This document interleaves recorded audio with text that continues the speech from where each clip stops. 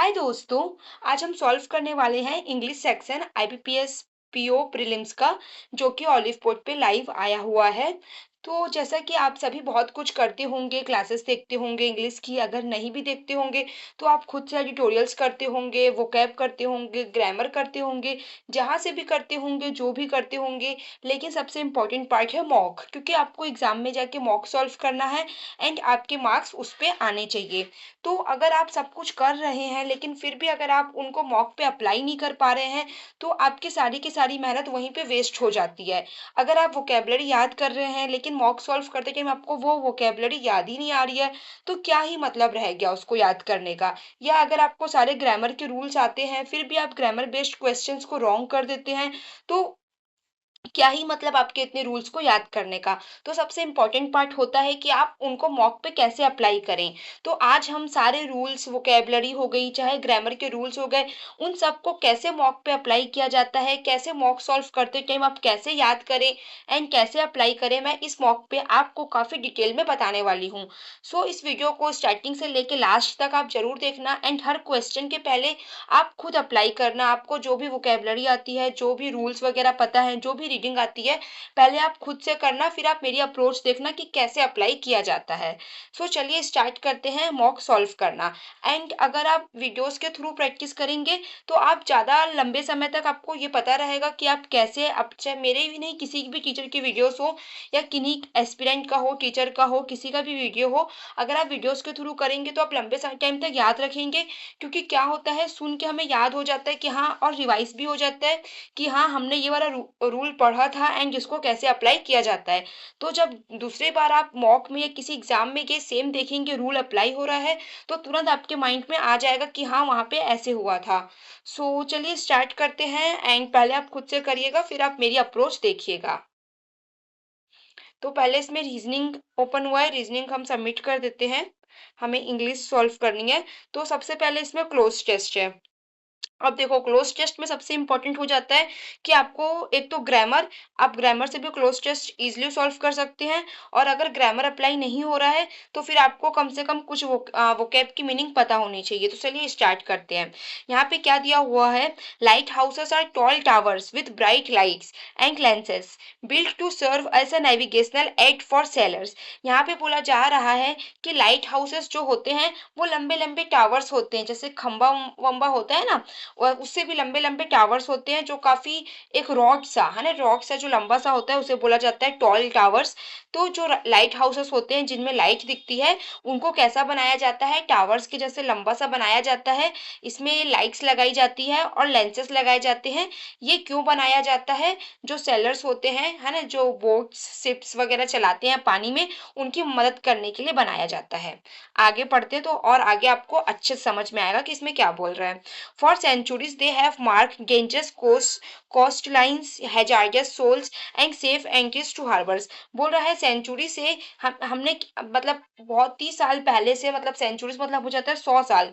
तो 100 साल से हम क्या करते आ रहे हैं कि जो सेलर्स वगैरह होते हैं ना, उनके लिए, जैसे कि आप कभी स्कूटी पे भी या कार पे जाते होंगे तो आप देखते होंगे कि रोड में आपको लिखा हुआ दिखता होगा कि आगे का जो रास्ता है वो डेंजरस है ना, यहाँ पे गाड़ी आराम से चलाएं। तो यहाँ पे क्या बोला जा रहा है कि जो सेलर्स होते हैं, जो पानी में शिप्स वगैरह चलाते हैं, तो उनके लिए हम पहले क्या करते थे, हम उनके लिए जो जहाँ पे डेंजर हो सकता है, जो जगह पानी की, वहां पे हम मार्क लगाया करते थे। हम बताया करते थे कि कहाँ पे सेफ एंट्री है, कहाँ पे डेंजर एंट्री है, उनको हम मार्क लगा लगा के बताते थे। ऐसा बोला जा रहा है यहाँ पे, है ना। अब क्या हो गया है, अब मतलब स्टार्टिंग में बोल रहा है कि अब लाइट हाउसेस आ गए हैं, लेकिन लाइट हाउसेस के थ्रू हम उनको बताते हैं, लेकिन पहले हम क्या करते थे, हम मार्क कर करके बताते थे। आगे पढ़ते हैं। The primary gas of a light house is to project a powerful beam of light that can be seen from long distances.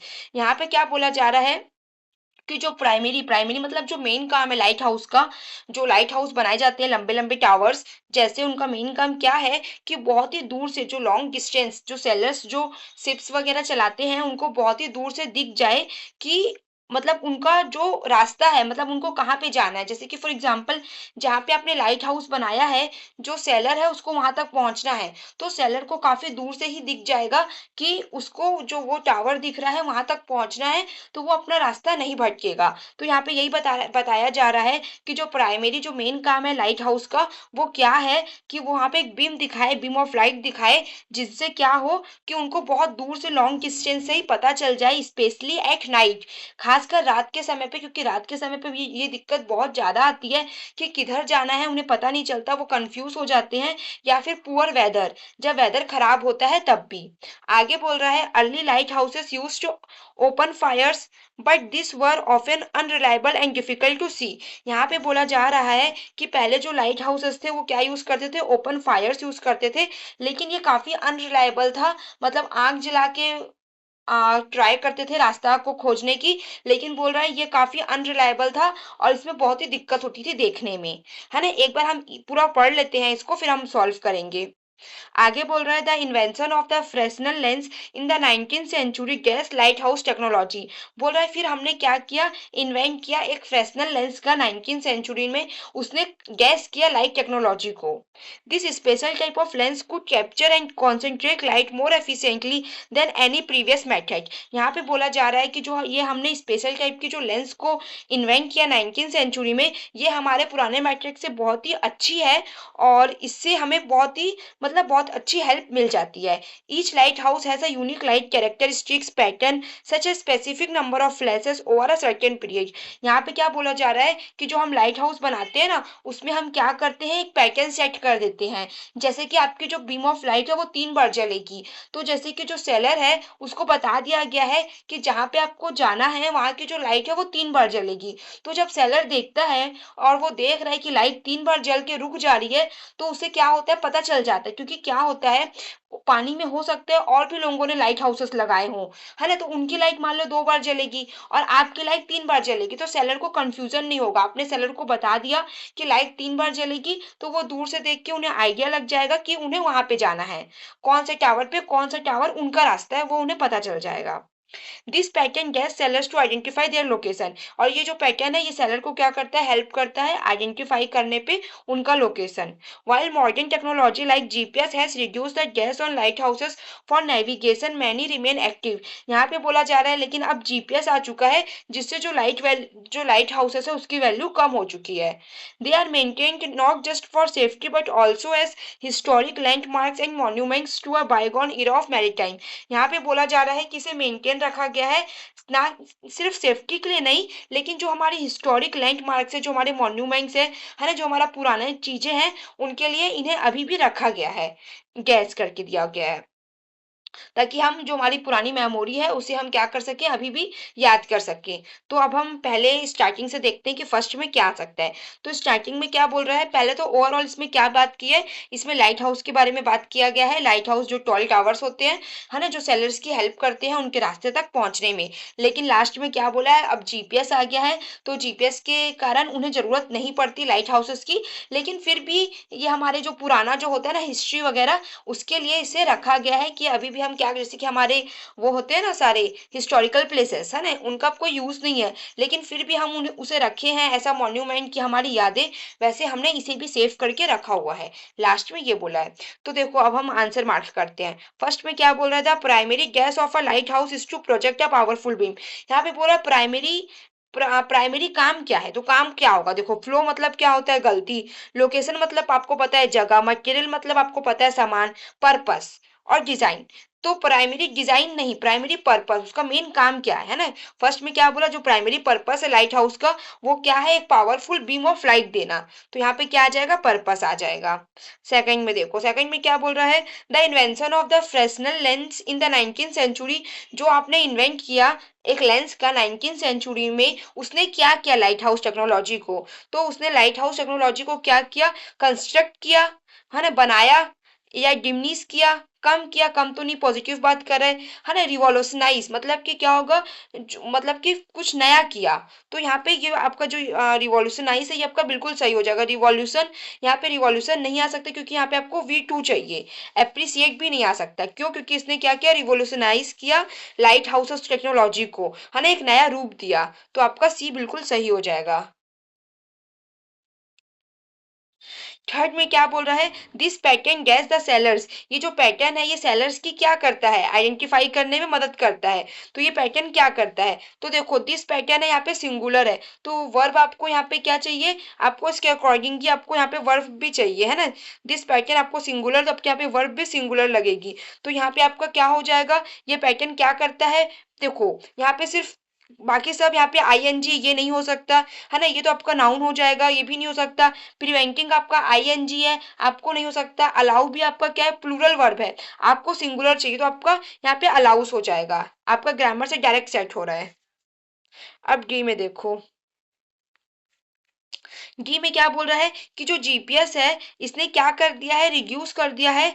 क्या रिड्यूस कर दिया है, रिलायबल, है ना। रिलायबल मतलब तो किसी भी चीज पे रिलायबल होना हो जाता है। इसने रिलायंस मतलब कि जो डिपेंडेंसी है, वो ना जो रिलायंस था वो क्या कर दिया है, कम कर दिया है। किस पे, लाइट हाउसेस पे। तो यहाँ पे आपका क्या आ जाएगा, जो रिलायंस है वो इसने कम कर दिया है, किस पे, लाइट हाउसेस फॉर नेविगेशन। तो यहाँ पे आपको देखो, यहाँ पे आपको दा भी लगा हुआ है, तो आपको यहाँ पे नाउन भी चाहिए, है ना। रिलाय आप नहीं कर सकते क्योंकि रिलाय आपका वर्ब का काम करता, इसलिए आपको यहाँ पे नाउन चाहिए, इसलिए आपका रिलायंस सही होगा। डिसरिगार्ड तो पूरा अलग मीनिंग हो जाएगा, और इम्प्रूवमेंट भी पूरा अलग कॉन्टेक्स्ट में चला जाएगा। तो इसने क्या कर दिया, जो जीपीएस है, इसने जो रिलायंस था लाइट हाउसेस का उसको कम कर दिया। लास्ट में आपको क्या बोला गया है कि इसको अभी भी क्यों रखा गया है, ऐसा मैरीटाइम डेंजर रखा गया है, एडवेंचर के लिए रखा गया है, बायोलॉजी रखा गया है, हिस्ट्री रखा गया है, हिस्टोरिकल। तो इसको ऐसा हिस्ट्री रखा गया है कि ये क्या है, हमारी मैरीटाइम हिस्ट्री है ना। क्योंकि देखो जो हिस्टोरिकल है वो आपका एडजेक्टिव हो जाएगा, लेकिन यहाँ पे आपको एडजेक्टिव नहीं चाहिए, यहाँ पे आपको नाउन चाहिए। तो इसलिए आपको यहाँ पे क्या आ जाएगा, bygone era of maritime history. अब इसमें देखो, the main house had been divided in two with guest quarters on the west. यहाँ पे बोला जा रहा है कि जो मेन हाउस है आपका उसको डिवाइड किया गया है दो भाग में, with guest quarters on the west. कितने क्वार्टर्स है वेस्ट में, and a guest for a cattle on the east. दो भाग में डिवाइड किया गया है, एक क्वार्टर्स वाला है और एक कैटल्स के लिए है, according to complete excavation of the site. तो देखो यहाँ पे पहले वाला क्या है, क्वार्टर्स में है, तो यहाँ पे आपको क्या चाहिए, क्वार्टर्स लिखा हुआ है, क्वार्टर्स आपका नाउन है, तो यहाँ पे आपको एडजेक्टिव चाहिए। तो देखो एडजेक्टिव कौन कौन है, ड्वेलिंग आपका एडजेक्टिव है, लिविंग भी है ना। फॉर्मली मतलब क्या होता है, जो चीज बहुत पुराना हो, पहले हो चुका हो, लाइक, है ना, जैसे कि वो पहले टीचर थी तो सी वॉज अ फॉर्मर टीचर, तो यहाँ पे फॉर्मरली ये दिया हुआ है। तो ये भी आपका एडजेक्टिव, आपके एडजेक्टिव के बारे में ये आपको बताएगा, है ना। आर्टिकुलेटिंग मतलब किसी चीज को अच्छे से एक्सप्रेस करना, तो आर्टिकुलेटिंग आपका एडजेक्टिव तो है, लेकिन यहाँ पे जो कॉन्टेक्स्ट है उसमें नहीं आएगा। फार्मिंग भी आपका यहाँ पे नहीं आ सकता, क्यों? क्योंकि यहाँ पे रहने की बात कर रहा है, तो रहना मतलब क्या होता है, ड्वेलिंग। तो आपका ड्वेलिंग भी सही है और आपका लिविंग भी सही है। अब आप सेकंड वाले में देखो, यहाँ पे कैटल, कैटल मतलब होता है बैल। तो यहाँ पे बैल के लिए जो जगह होती है, जो ब्यूरो होता है ना, यहाँ पे ब्यूरो, ये आपका जो रैबिट होता है, जो गट वो उसमें होल में रहता है, उस जगह को ब्यूरो बोला जाता है। तो यहाँ पे जो गाय और जो कैटल, जो बैल और गाय वगैरह हैं, जो जिस जगह पे रहते हैं उन्हें बायर बोला जाता है। तो सिर्फ और सिर्फ आपका फर्स्ट वाला सही होगा। थर्ड वाला स्टेबल, स्टेबल जो है ना वहाँ पे हॉर्स रहता है, तो ये आपका हॉर्स के लिए हो जाएगा। और जो बार्न रहता है ना, ये आपका ना जो खेती किसानी की जगह रहती है जहाँ पशुओं का खाना रखा जाता है, उस जगह को बार्न बोला जाता है, तो ये भी आपका गलत हो जाएगा।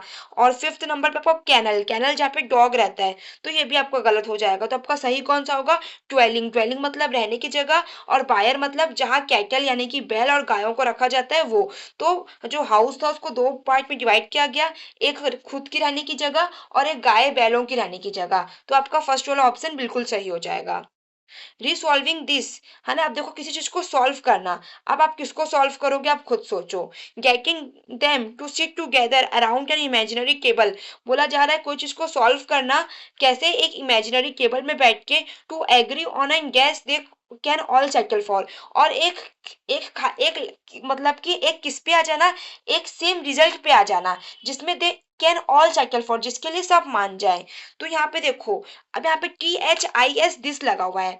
आपको पता है दिस दो होता है, एक THIS होता है, एक THESE होता है। तो जो दिस THESE होता है उसके साथ में आपको प्लूरल नाउन चाहिए, और इसके साथ में आपको सिंगुलर चाहिए THIS के साथ में। तो देखो पजल्स, पजल्स को आप सॉल्व तो कर सकते हो, लेकिन ग्रामर के हिसाब से आपका रॉन्ग जा रहा है, क्योंकि आपको एस नहीं चाहिए। आपका एस तब लगेगा जब यहाँ पे THESE वाला दिस होता है ना। कॉनेग्राम मतलब भी पजल होता है, लेकिन ये आपका हो सकता है क्योंकि इसके साथ में एस नहीं लगा हुआ है। देखो यहाँ पे ब्रेन टीजर भी हो सकता है, क्योंकि ब्रेन टीजर को भी हम सॉल्व करते हैं, लेकिन ब्रेन टीजर्स भी यहाँ पे गलत है क्योंकि इसमें एस लगा हुआ है।